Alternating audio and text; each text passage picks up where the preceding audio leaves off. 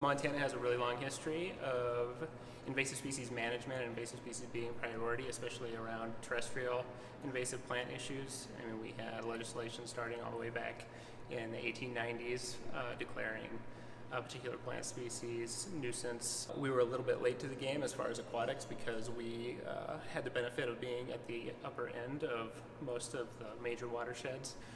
We've struggled, I think, a little bit trying to figure out how to add that into our priorities for the state of Montana with all of that history with terrestrial noxious weeds. The governor's office in December of 2014 signed an executive order creating this council, and the council decided at its first meeting that we would pick 3 priorities to meet that governor's executive order, which were to basically do an assessment of what's going on in the state of Montana as far as invasive species are concerned, vet that information at Governor's Invasive Species Summit, and then the big task that we're working on now is putting both that assessment and the information we gained from the summit into a strategic framework for the state of Montana. The executive order that was signed in 2014 provided for the coordination. It provided no funding for the projects. That we've had to go to the stakeholders of Montana and ask for their support, as well as going to outside groups who have an interest in this coordination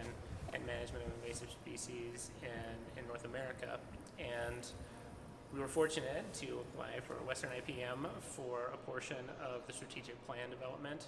So the funding that we received from Western IPM will match funding from the Montana Noxious Weed Trust Fund as well as AIS grant funding. So without the Western IPM funding, we would kind of be stuck, still looking for funding rather than being able to take on this project.